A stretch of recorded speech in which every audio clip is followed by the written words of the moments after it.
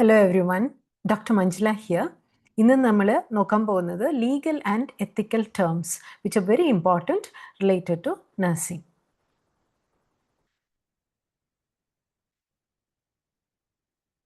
ആദ്യം തന്നെ നമുക്ക് legal terms നോക്കാം. ഒന്നാമത്തേത് negligence.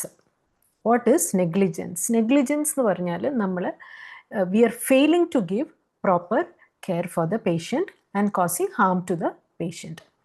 രണ്ടാമത്തേത് മാൽ പ്രാക്ടീസ് എന്ന് പറഞ്ഞാൽ പ്രൊഫഷണൽ നെഗ്ലിജൻസിനെയാണ് മാൽ പ്രാക്ടീസ് എന്ന് ഉദ്ദേശിക്കുന്നത്. So nurse or a doctor, if he fails to give proper care, then we call it as malpractice. Assault എന്ന് പറഞ്ഞാൽ threatening a person without or threatening to do something without consent. Okay, assault എന്ന് പറയുന്നത് വെർബലാണ്. പക്ഷെ battery എന്ന് പറഞ്ഞാൽ touching the patient without his consent, or it can be treating also, touching or treating without the patient's consent. So assaultum batteryയും തമ്മിലുള്ള വ്യത്യാസം ഇതാണ്. Assault എന്ന് പറഞ്ഞാൽ threatening the patient, അത് വെർബലാണ്. ബാറ്ററി എന്ന് പറയുമ്പോൾ touching the patient without his consent. Informed consent എന്താണ് എല്ലാവർക്കും അറിയാം. നമ്മൾ legal permission given by the patient after he understands about the procedure. അടുത്തത് false imprisonment. So what is false imprisonment? You are restricting the patient's movement without any legal justification. വേറെ മറ്റ് ലീഗലായിട്ടുള്ള issues ഒന്നുമില്ല, but you are still keeping dum under custody or imprison or restraining their movement. Then confidentiality means keeping the informations private as per law. Abandonment is leaving a patient just like that without doing proper handing over. പേഷ്യൻറ്റിനെ നമ്മൾ വെറുതെ വിട്ടിട്ട് പോവുക എന്നുള്ളതാണ്, without entrusting the responsibility to somebody else. Then documentation, they are records അല്ലെ, എല്ലാ കാര്യങ്ങളും നമ്മൾ ലീഗലി റെക്കോർഡ് ചെയ്യുന്നതിനെയാണ് ഡോക്യുമെൻറ്റേഷൻ എന്ന് പറയുന്നത്. Then advance directives. What are advance directives? They are legal documents about the patients future treatment wishes. അപ്പോൾ patient തന്നെ അവർക്ക് സുബോധമുള്ള സമയത്ത് അവർ നേരത്തെ തന്നെ എഴുതി വെക്കുന്നതിനെയാണ് അഡ്വാൻസ് ഡയറക്റ്റീവ്സ് എന്ന് പറയുന്നത്. What has to be done to him in the future. Now coming to some of the ethical terms.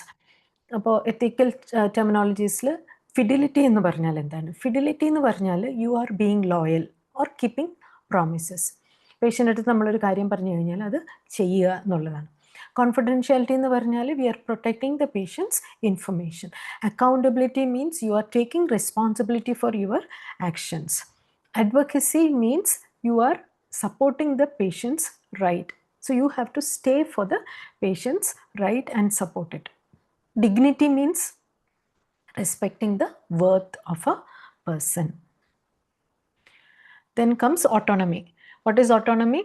You are the patient has the right to take his own decision and you have to respect that. That is called autonomy. Then beneficence. Beneficence means doing good. Non-maleficence means avoiding harm. Okay, beneficenceum non-maleficenceum വ്യത്യാസം മനസ്സിലായല്ലോ. beneficence എന്ന് പറഞ്ഞാൽ providing benefit to the patient or doing good to the patient. Maleficence means not doing any problem for the patient or avoiding harm. No harm ആണ് non-maleficence എന്ന് പറഞ്ഞാൽ. അടുത്ത justice means irrespective of the patient's gender, caste, creed, colour, nationality, income, we have to provide equal treatment for all. That is called as justice. Next is veracity. Veracity means telling the truth. സത്യസന്ധമായ പേഷ്യൻ്റെ അടുത്ത് കാര്യങ്ങൾ പറയുകയാണ് veracity. So these are the ethical and legal terms. Now a bit about the laws in type of laws in India. ചിലപ്പോൾ ഇതൊക്കെ ചോദിക്കാം. What are the different types of laws? Let us have a look at it. ഒന്ന് constitutional law ആണ്. Constitutional law എന്ന് പറയുമ്പം അതാണ് നമ്മുടെ ഒരു നാട്ടിൻ്റെ അല്ലെങ്കിൽ ഒരു ലാൻഡിൻ്റെ സുപ്രീം ആയിട്ടുള്ള ലോ ആണിത്. ഇന്ത്യയിലാണെങ്കിൽ ഇന്ത്യൻ കോൺസ്റ്റിറ്റ്യൂഷനിൽ ഒരുപാട് കാര്യങ്ങൾ ലോസ് എഴുതി വെച്ചിട്ടുണ്ട്. So those form the constitutional law.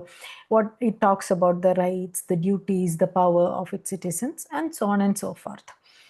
Then statutory law എന്ന് പറഞ്ഞാൽ they are the laws which has to be followed by the citizens, mandatory. They are mandatory for every citizen and it is passed by the parliament or the legislature.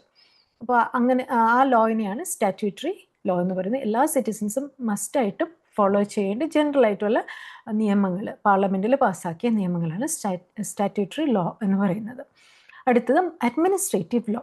Administrative law എന്ന് പറയുന്നത് government departments അല്ലെങ്കിൽ accreditation ബോഡീസൊക്കെ make ചെയ്യുന്ന റൂൾസാണ് administrative law എന്ന് പറയുന്നത്. അതിനൊരു example പറഞ്ഞു കഴിഞ്ഞാൽ Indian nursing കൗൺസിലിൻ്റെ റൂൾസ് അഡ്മിനിസ്ട്രേറ്റീവ് ലോയിൽ വരും. Then comes criminal law. Criminal law എന്ന് പറയുന്ന ഇന്ത്യൻ പീനൽ കോഡ് IPC എന്ന deals with crimes and punishments. So Indian penal code അല്ലെങ്കിൽ ക്രിമിനൽ ലോ എന്ന് പറയുന്നത് ക്രൈമും അതിൻ്റെ പണിഷ്മെൻറ്റിനെയും ഡീൽ ചെയ്യുന്നതാണ്.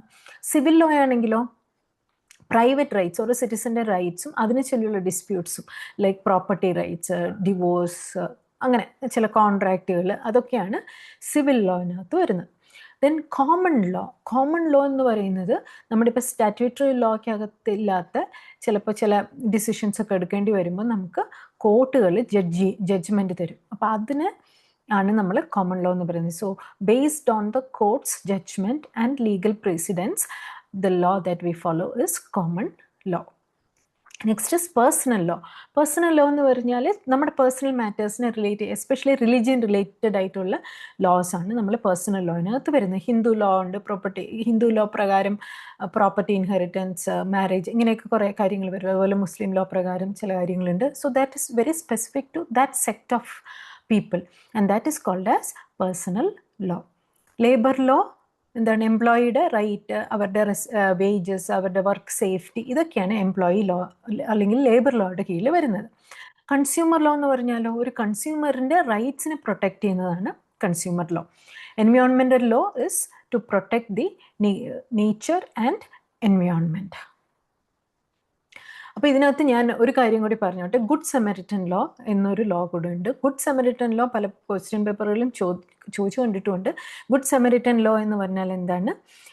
When you are helping a person who is in emergency, you are not bound to, അല്ലെങ്കിൽ നിങ്ങൾക്ക് ഒരു legal matters ഒന്നും അബൈഡ് ചെയ്യേണ്ട, or you are not bound by the law to do any legal or get entangled in any legal matters. ഇപ്പോൾ police വന്ന് നിങ്ങൾ മുടി കൊടുത്തില്ലെങ്കിൽ നിങ്ങളെ പിടിച്ചുകൊണ്ട് പോകുക, അങ്ങനത്തെ പ്രശ്നങ്ങളൊന്നും അവിടെ നമുക്ക് വരില്ല. So good samaritan law is actually helping the person who is helping another one in emergency.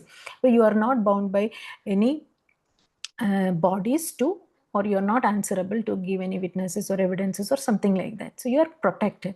Helpers in a protecting good Samaritan law, and it also comes under statutory law. പക്ഷേ ഈ good samaritan law only it covers only one aspect, അതാണ് protecting you from when you help others in emergency. ഒരൊറ്റ ആംഗിളിലെ അത് good samaritan law ഉള്ളൂ. So these are some of the types of laws in India. Thank you very much.